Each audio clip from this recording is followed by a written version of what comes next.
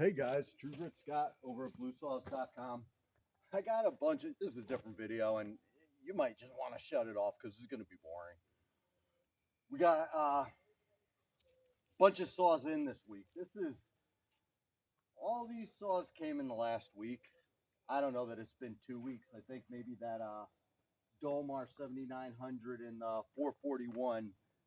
I don't even know if it's been a week ago. So within the last week or so, we got a bunch of stuff. And well, where were we at? What's kind of neat with Bluesaws is we do clone saws, which is cool, and that's fun, and we have a blast doing them, hopping them up, blowing them up, spending a little tiny bit of money and replacing it. And I tell guys, it's like, what's kind of neat about the whole clone saw thing, and I'll talk about that, and then I'll get to these OEM saws that I know you're all interested in. What's kind of neat about the whole clone saw thing is I can't afford like a Porsche and monkey with it, make it faster, do this, do that, and the other thing.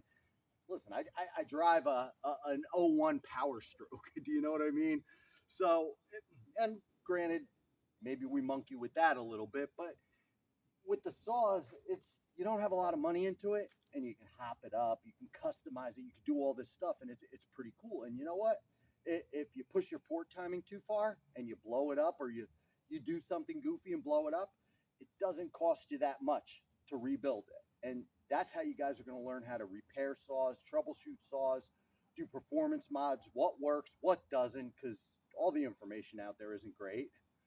So anyhow, so that's kind of a cool thing. But one of the other things we do is we trade saws. We take in trade-ins all the time. Hey, I got this and that, and we'll swap clone saws, we'll swap OEM saws, we'll swap bars, chains, parts. You need this, whatever. And we do a lot of horse trading.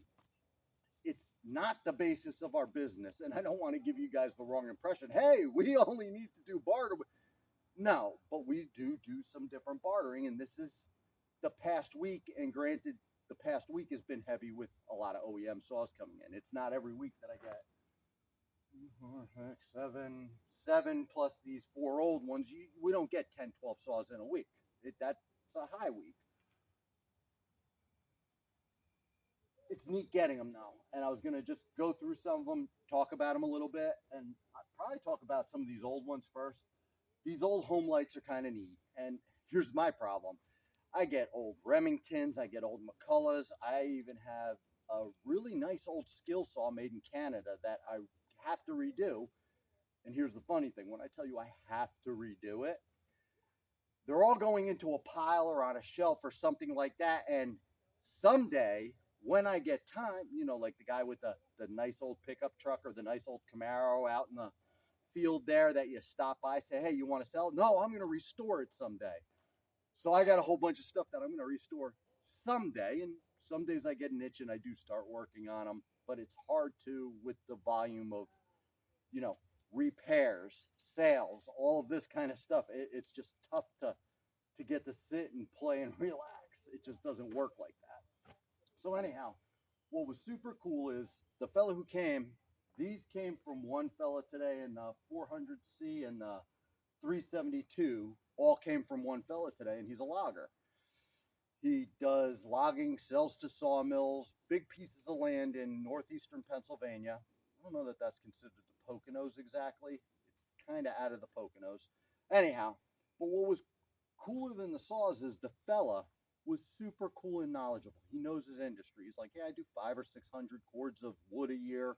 We do the logging. We do this. We run different things. So we just started stocking GB bars. And I've had good luck with GB bars for chainsaw milling. My 72-inch double is a GB, and that thing is worn like a dream. Totally happy with it. Our good friend Greg Chappie over at Chaps Makatory on YouTube, he's been milling with a 72-inch GB double for years now, beating the hell out of it, and it's got like one little chip in the paint. They hold up well.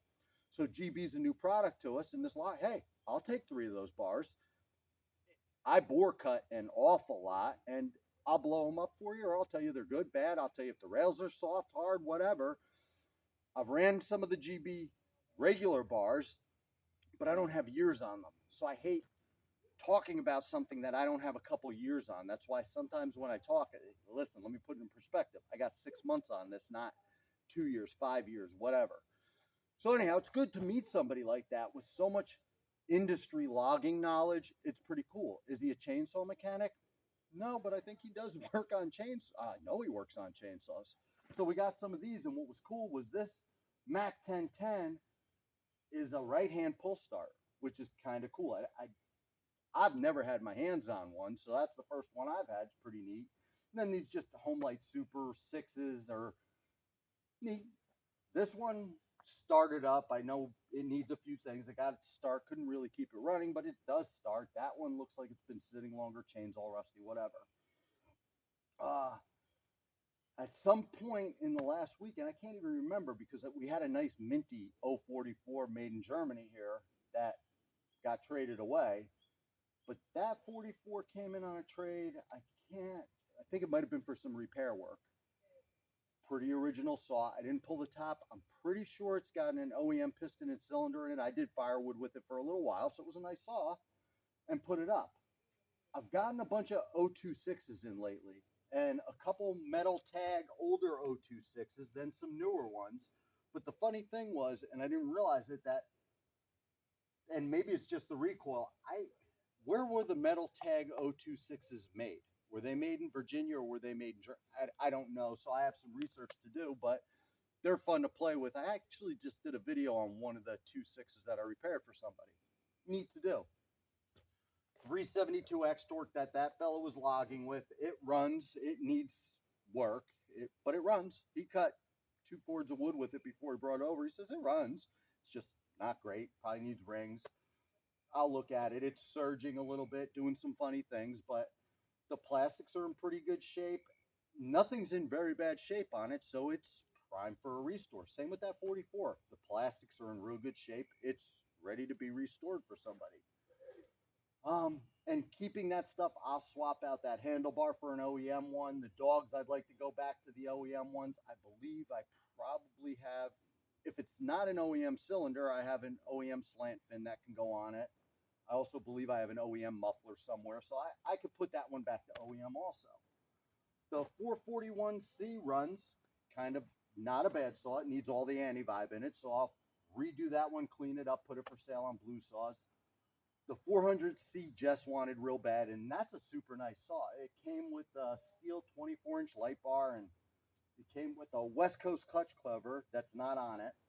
And the funny thing is that logger doesn't use 3/4 wrap handles, doesn't like them, but he didn't like the plastic handle on the 400C, so he bought a 3/4 wrap, cut it to be a half wrap, and put it on there. And he paid over $200 for that 3/4 wrap just to cut it down. But it's kind of neat what he did. And I'll tell you what, the metal handle does feel a lot better than the plastic handles that they come with, so that's kind of nice. I don't have the West Coast Club cover on it, but I have all that stuff. But it's in great condition and runs like a dream. I cut with it for a little while before, and it's a super nice saw. That's going to make somebody real happy. This 261, it's an OEM 261, and the 50cc class isn't my favorite. You know, the guys have been running the Farmer Tech 260s, the 026s, the Husky 550 XP Mark IIs, the 261s, and I like the 50cc class, and I don't want it to seem like I don't. I do for the weight, for everything else. They are actually nice saws. It's just, I'm still not old enough that I can't run a 361 bucking firewood all day. Used to run a 440 a lot. Getting older, now I'm to the 361 and totally happy with it. And I imagine in another 10 years, I'm going to be really loving the 50cc class just for the weight. So, kind of neat. And this Dolmar, haven't even started it yet. Just told it runs. Don't know that yet, but it's not in that bad a shape. But what they did was the pawls are ripped off of the recoil. The recoil works, but doesn't spin the flywheel. But the flywheel spins. There's compression. And the other thing they did is they lost this spring, and it looks like they stuffed a 395 spring in it just to probably get through the day working. But these Dolmar 7900s, I know a lot of guys love those, so I'm going to clean this up real nice. I'm going to get the parts to repair it, go through it, make sure it's good, and put it up on Bluesaws. And I guess that's what I'm leading into is we do all this horse trading. We have all these OEM saws, old saws, all this other stuff that people don't realize that we do because we don't advertise it. It's local, word of mouth. Guys in the community know, and they'll call for stuff, but most people don't know it. And I'm going to try to start getting this stuff on Bluesaws for, well, everybody to see. Not everybody calls every week or stops by or, you know, is on social media that, hey, do you got this or whatever. So I'm trying to do better with it. But again, time is so thin, it's hard to get everything, inventory, ordering, repairs, all this stuff online. So we do a lot more at Bluesaws than I think people realize. It's not just, you know, sell clone saws and we don't run saws. There's a lot of people out there selling clone saws. They don't even run saws. They don't do firewood. They don't do anything. We knock trees down. We do firewood. We mess with old saws, new saws, everything saws. And at some point, maybe it's going to be saw overload, but it's not. It's always going to be fun.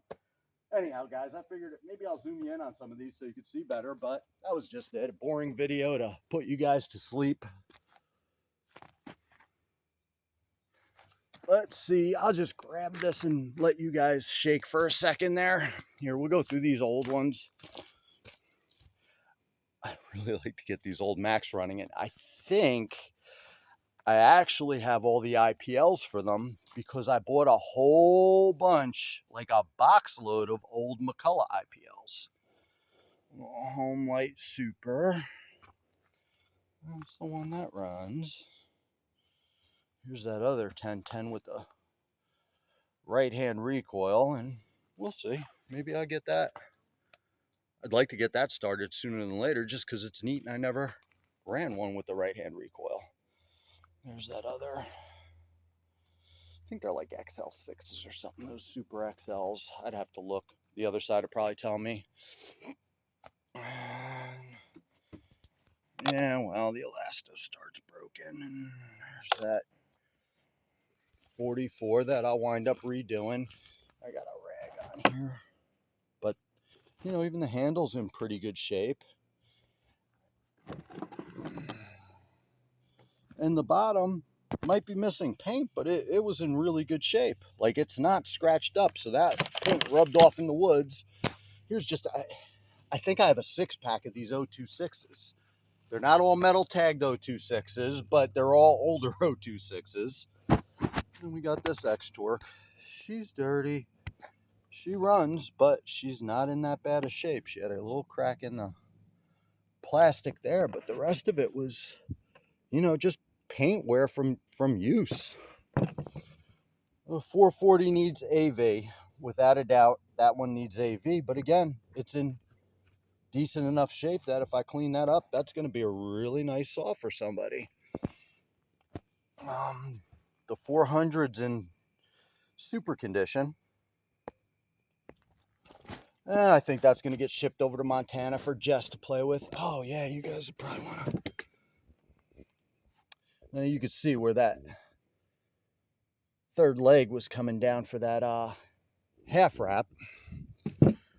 But that's a super nice saw. I like those a lot. And if you go over to Timber and Tools, he's running a 400C, and he did some, you know, races against the Farmer Tech 361 that he stole from me.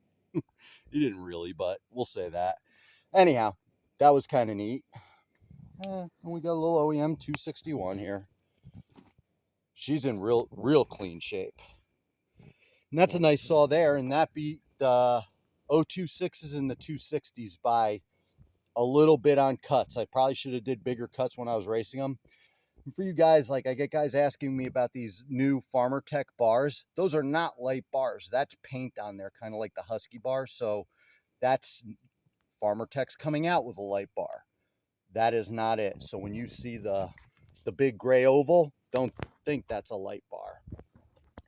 And then we had this Dolmar.